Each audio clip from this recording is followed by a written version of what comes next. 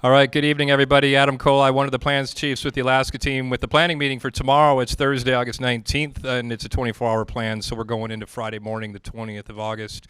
If you have a radio or cell phone on in the audience here, please turn that down for me for about the next 15 or 20 minutes. I will remind you to turn that back up. We're on the Monument Fire.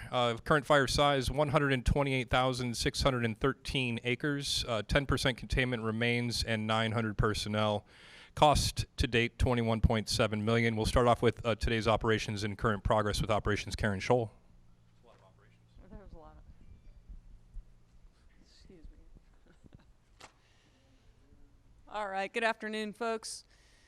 So out on the fire today, we did get some smoke overhead that kind of dampened down the actual fire behavior. We also had some areas that were shaded from the wind. So we didn't get a big stand up in any one direction, but we do still have, potential movement out there. So starting over in Alpha, I'm gonna have to start doing this a little differently. Let's start over in Zulu here, where we abut the CAL FIRE area. Everything's looking good here along the inner tie and down to the southeast. They did punch in this dozer line and brought it back across this area. They had a spot in it yesterday, and so they completed some just cleanup operations here. So this is actually a little red spot. They're continuing the dozer lines across, and with the intent of coming down and opening these old dozer lines and bringing it back eventually. So kind of trying to tie off this piece here. Moving across, the inner tie looks real good. No issues here. All the way through drop point 50 and then up into 51. Last night they finished kind of going around the private in-holding, burned what they could. There's a little bit of open line, but it's real scabby fuels in there, so they're not able. I mean, it's done. They're done firing, but it doesn't look like it's closed. And then the fire's still coming down to where that black line is and going around the structures in this in-holding. So pretty much the firing is done along this dozer line, and this is the N60 road. Up through Burnt Ranch area, everything's looking good and holding. We had folks in the corridor mopping up, patrolling, walking lines, ensuring that everything's sitting in place, and that's all good. We also had folks from this newly created river group out kind of scouting a little bit further out in the Trinity area and taking a note of what they need to do for structure protection out in Trinity Village and points west. Division Echo got up and did a flight early this morning, and then it's making a plan. It's just the division out there. The fire is holding up on a road, mid-slope, over here to the east of Big Creek, along this Big Creek Road. There is what they're calling a slop over, about 10 acres, and they were putting some folks in there to try and pick up that slop so it doesn't progress any further. And then looking at this dozer line, opening that up down to the river, to the new river. They're also scouting and trying to move equipment around to come off the ridge up above Gray Ranch to put in a dozer line to try and lock this off from any kind of further progression to the west. Over in Gulf, unstaffed, a little bit of movement up here, nothing significant that was of note. And then over in Division Union, along the North Fork of the river, there was a spot yesterday. It was about 50 acres. They went in, tried to look at it. They're trying to make access today. It's just too smoky to get in there to do anything about. And so that's kind of concern. So they're looking at what kind of plan they can get together. The potential to paint the ridge is there, and so they're taking a look at that and trying to come up with a plan. Work continues on the Hobo Road, Hobo Gulch Road to the north, improving that and making sure that is prepped. And they helped a little bit with CAL FIRE over in their divisions this morning, just wrapping up some mop-up and patrol there. Zulu, most of Zulu resources were brought over from the old whiskey and X-ray divisions. And with this morning, the transition, they spent quite a bit of time in here with the overhead providing management while CAL FIRE got their resources in place. So spent a lot of time today helping out here as the fire was pushing. We lent some dozers down here to the effort to keep it out of Hayfork. So that was happening as well. But you know, the winds weren't strong as predicted. They weren't like red flag winds, but there was a drier air mass, and so they were feeling that. But the shading with the smoke helped a lot. So that's for today's.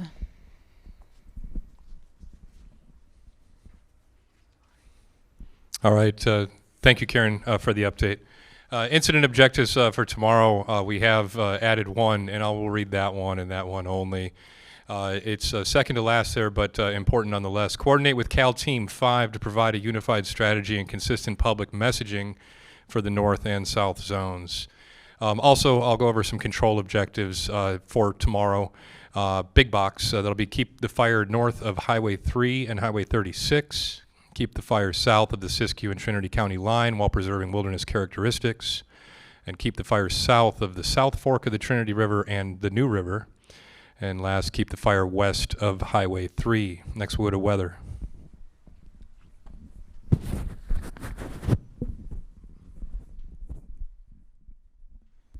Thanks. All right. Good evening. Ryan Walbrin, incident meteorologist.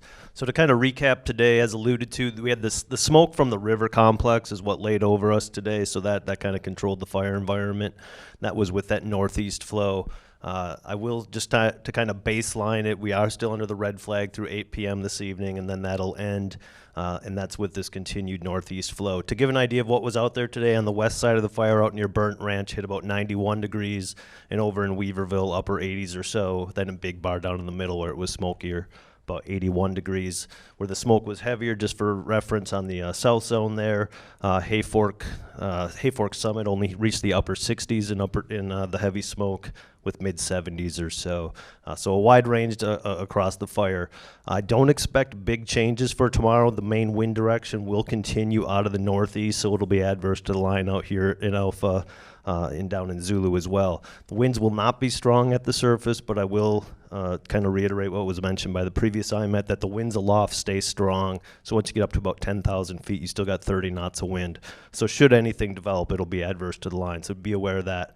The McCash fire, which is further north of the river, that thing really blew up today, so we'll have to deal with that smoke as well. The upshot is I think smoke will drive our fire environment tomorrow, and don't expect too much change with those northeast winds. In terms of the weather matrix, I just want to draw the attention. I think Friday's kind of a little bit of a lull day. We'll probably just kind of be the in-between systems. And then you notice on here, if we get 3 things to go red, we call that a critical day. So on Saturday, we're going to have another kind of a dry cold front come through. I don't think it's as strong as what we dealt with earlier this week, but that'll be the kind of next kind of critical day as we look forward in time. And that would be with more of a west or northwest wind, which would mean we'd clear the smoke out from the coast. Thanks.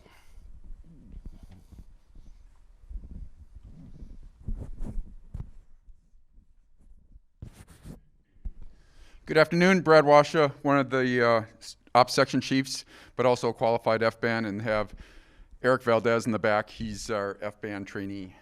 As far as this fire goes, one thing we do have the extension of fuels and fire behavior advisory for Northern California. That was extended yesterday, and so that's something to keep in mind.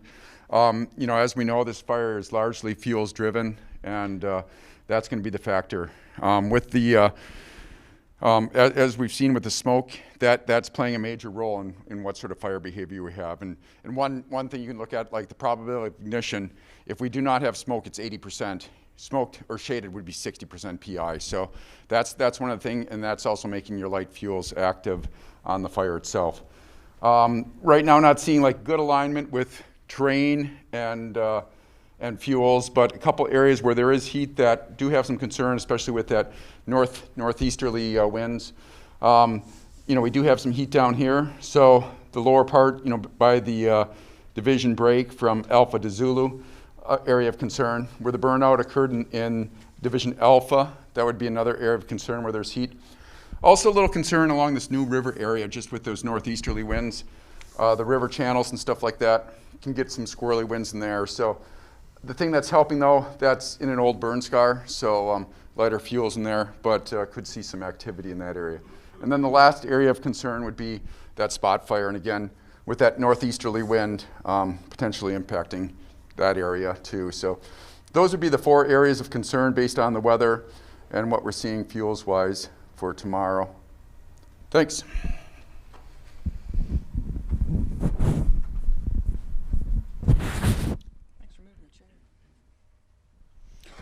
All right, so the plan for tomorrow, starting down in Zulu, is to continue to push the contingency line and potentially a control line to the west and work points south. Also to aid CAL FIRE as they're working with along the north end of Hayfork, and that how that affects us is whatever they're doing over here pushing to the west is going to butt into us somehow, and we need to make sure we're communicating on that, where that point is and how that looks. So our folks will be tied in and possibly even lending equipment there. Moving around into Alpha, they're going to just continue to hold, mop up, secure, and monitor as this fire kind of backs down to the control lines, to the black line they put in around the structures. This is that hazmat area, so there's a lot of concern about that and about going after a few spots. We do have a few spots outside that area, downwind, and so that's a concern from a safety standpoint. Moving up through the river group, they're splitting resources, patrolling and mopping up in the corridor, as well as looking out at Trinity Village, developing a plan for prepping resources, going up the Denny Road and accessing down to Gray Ranch. Hopefully we'll be getting the dozer in tomorrow and we can start pushing that line in. Also in Echo, taking a look at the road and trying to walk the dozers in to start this project here. And then over in Union, really taking a look, again, trying to figure out what's going on with this spot, and then if we have the resources maybe, and we have clean air, which probably doesn't sound like it, but we'd want to paint that ridge with retardant and then start firing and trying to allow that to back down so that the spot fire doesn't come out and create problems on the other side. So that's the plan for tomorrow based on the weather and the resources that we have. Any questions? Thank you.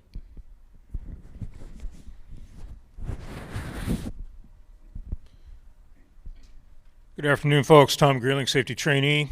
We currently have 8 total safety officers out on the fire or on this incident, including 3 at ICP here.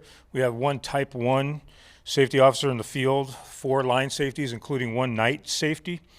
And on the far end of the wall here, we've added 2 maps. One is a medical evac map with transport times, and on the bottom there's a snag hazard map identified there.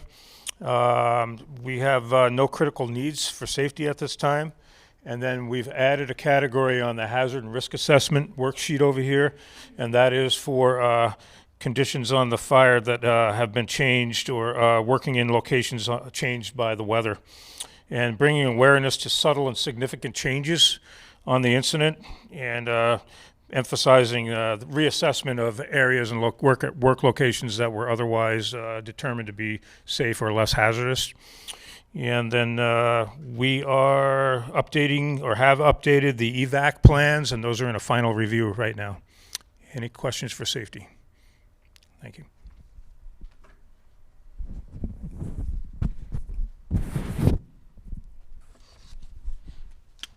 All right, thank you, Tom. And now moving into the plan validation and support portion of this evening's meeting, looking at IC Norm McDonald with the following. Is the plan presented consistent with the intent of the delegation of authority in the current WFDS decision? All right, and going around with the Alaska C&G for support of the plan, beginning with air operations, can you support the plan? Mike? And communications? Support. Thanks, Greg. Safety? Safety supports the plan. Medical? Logistics, support. Finance, information, support. Liaison, and any agency administrators in the room or on the Teams meeting that have support or concerns with the plan for going forward for tomorrow? Okay, hearing none, we'll go to IC Norm McDonald for approval of the plan. Approved. All right, we'll put the plan in writing for tomorrow, August 19th through the morning of the 20th for the Monument Fire. Moving on to functional comments, anything a little bit more long-term pertinent to the group at whole. And if you do have a comment for any of the Alaska CNG, please come on up front. We'll start with Karen. So just looking a little bit forward, we've been in this place before. We're just lacking resources all the way around to really get around it. So we're focusing on trying to surge resources within to places that we need them at most. And so we're choosing priorities, and we'll try and surge within. We need to make sure we're holding this, that we're tying in. We have resources to tie in to CAL FIRE and what they're doing on the south part of the fire. We need to look to hold what we have over here, because this has very big potential and implications if it crosses the East Fork or the North Fork. And then also over in Burnt Ranch area and then the New River. I mean, we've got just, some places around. It's not like we've got an army of folks out there just plugging away. So we're really having to be tactical and very pointed on where we're putting our resources. So willing to help out with our neighbors, and because that's good for the whole group. And so that's what we're planning on doing, and we're putting orders in. And if anyone knows of any middle management out there that wants a job on a fire, we've got some open slots. All right, thank you, Karen. Any questions for operations? And air operations, do you have anything for the group, Mike?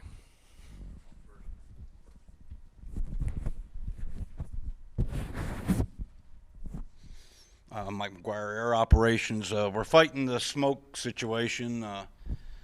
Seems like every time we move everything on one side, the wind shifts and we get smoked in over there. And we always have them at the wrong place. So we're going to try to divide some of our aircraft.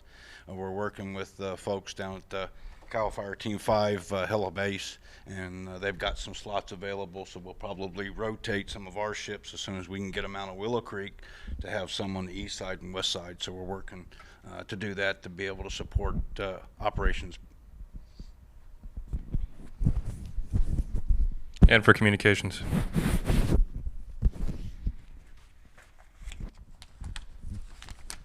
We were able to replace the repeater at Ironside Lookout, so that should improve communications quite a bit. Also, there's a planned clone for in the morning. We're going to add the south zone. There will be 3 zones in your radio. That should be tomorrow. Thank you.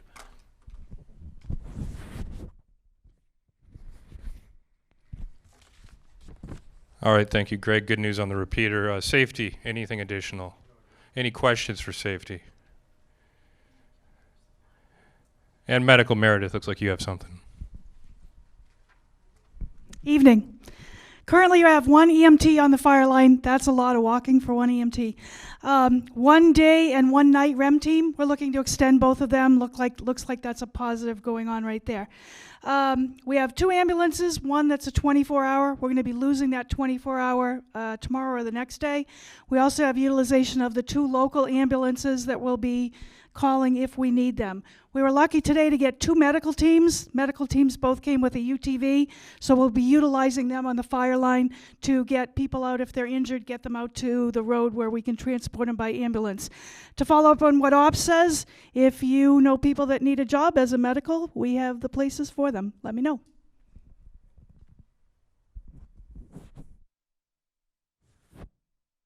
All right, thank you, Meredith. Jerry, anything from logistics? All right, and finance, Luann? Information, Sam? Thank you. I just wanted to take this time to remind everybody of our virtual community meeting this evening. It'll be at 6 p.m.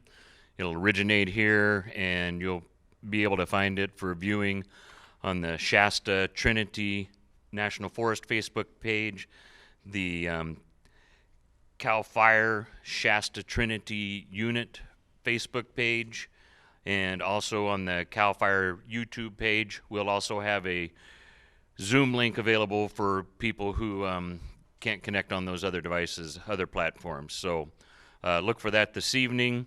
We'll take questions in the comments, answer what we can during our allotted time this evening.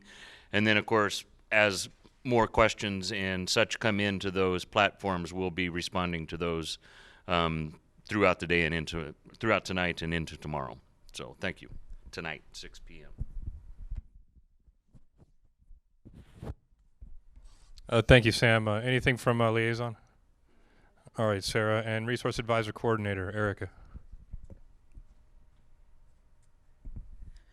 Just a quick note on where we have resource advisors with the zone change.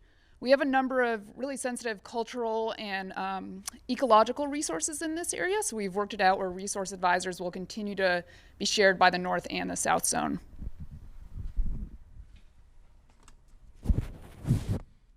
And Human Resources, Todd is out at camp, from what I believe.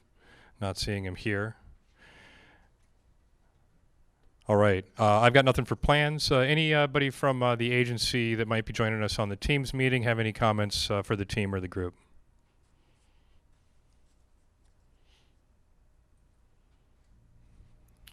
All right. That brings us to closing comments with IC Norm McDonald. All right, Adam, thank you. Nice job.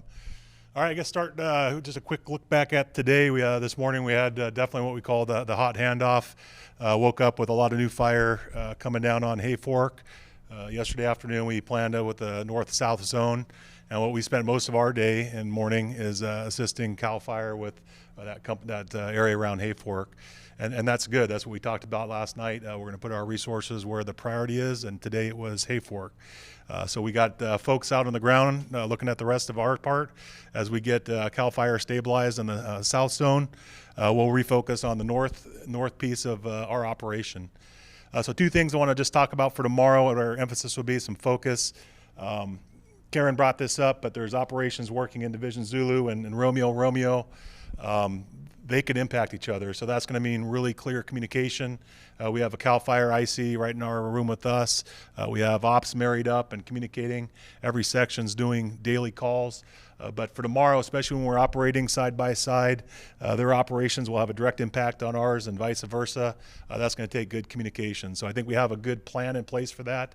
But as we do operations, whether it's firing, dozer line, moving people around, we need to make sure we have that real clear. We know internally with our team, but also with our neighbors to the south, and that's working with CAL FIRE 5 on that. And the second thing I'll just bring up, and this has to be a focus every day, but today is a good reminder why. We had 4 positive COVID cases, 3 on one side of the fire, 1 on the other. We're addressing those through our standard procedures. Notified our agency administrators. They're getting the care they need. We're doing the isolation process that we follow. But it's a real good reminder for all of us with the COVID message. We need to keep pushing that in camps and ICP. Our folks working on the line. It's one of our objectives, and I look at this, our job is firefighter safety, public safety. We do that through our tactics and our operations, our strategic planning, but we also do that this day and age with COVID as well. So that messaging and following through on that's got to be a big drive for us tomorrow. So appreciate the work today. Good job, and we'll see you tomorrow. Thanks, Adam.